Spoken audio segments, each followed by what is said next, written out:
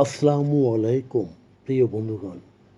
আপনারা নিশ্চয়ই জানেন যে ইউক্রেন ও রাশিয়ার মধ্যে দীর্ঘদিন যাবৎ যুদ্ধ চলছে। এই যুদ্ধে রাশিয়া বিভিন্ন সামরিক অভিযানে বিদেশি নাগরিকদের সম্পৃক্ত করছে। এই সর্বজন বিদিত তথ্য আমরা সবাই জানি, অর্থাৎ এমন ব্যক্তিদের যারা নিজের দেশের লড়াই ছেড়ে রাশিয়ার পক্ষে লড়াই অবতীর্ণ হচ্ছে, সেই সকল সেনারাই রুশ বিদেশি সেনা। কোথা থেকে আসছে এরা? স্বাধীন সংবাদ ও গবেষণা সংস্থা স্টোরিজের অনুসন্ধান অনুযায়ী 2023 এবং 2024 সালের মধ্যে রাশিয়ার একটি নিয়োগ কেন্দ্র, যা মস্কোর ইয়াবলোধোভা স্ট্রিটে কমপক্ষে বিশ্বের দারিদ্র্যপীড়িত 48টি দেশ থেকে প্রায় 1500 বিদেশি সৈনিক সংগ্রহ করেছে। তাদের মধ্যে শীর্ষ দেশ হল দক্ষিণ এশিয়ার বা সার্কভুক্ত দেশ নেপাল। প্রায় 600 জন নেপালি ওই কেন্দ্রে রুশ বাহিনীতে নিয়োগ পেয়েছেন।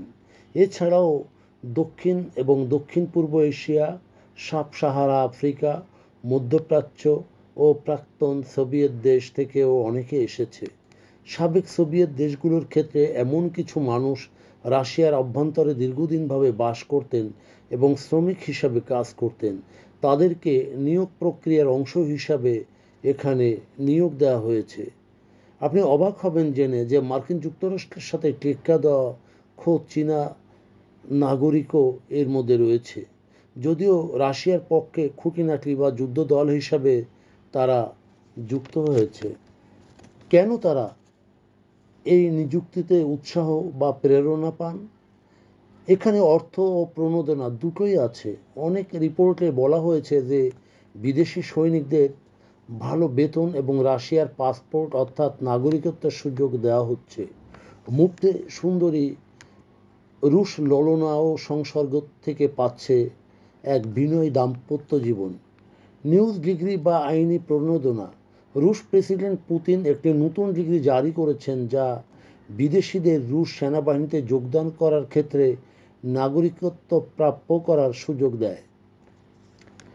লড়াই ও উদ্যোগ ও বিপজ্জনক পথ।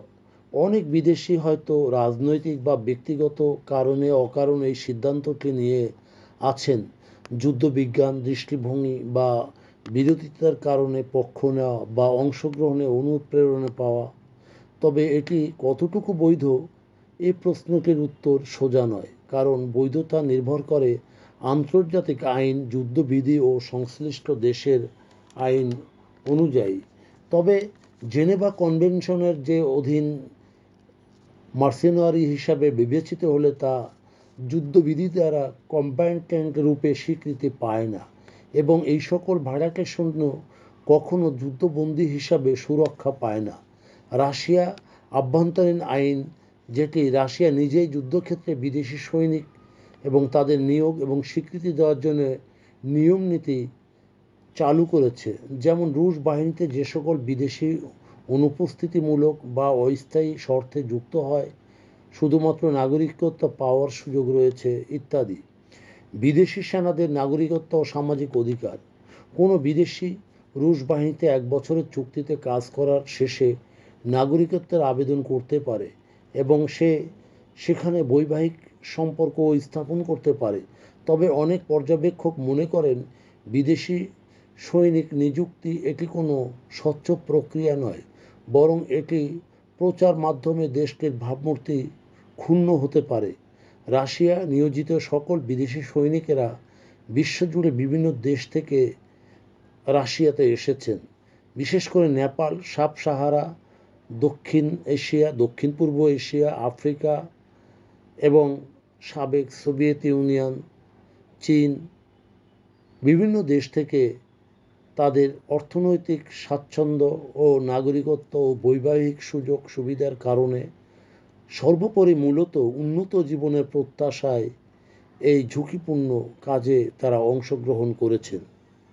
প্রিয় বন্ধুগণ, যদি আমাদের এই তথ্য গল্প আপনার ভালো লাগে তাহলে লাইক এবং শেয়ার দিন, এবং আজ আমাদের সঙ্গে থাকার জন্যে ধন্যবাদ। আমাদের ফলো দিন এবং সাবস্ক্রাইব করুন।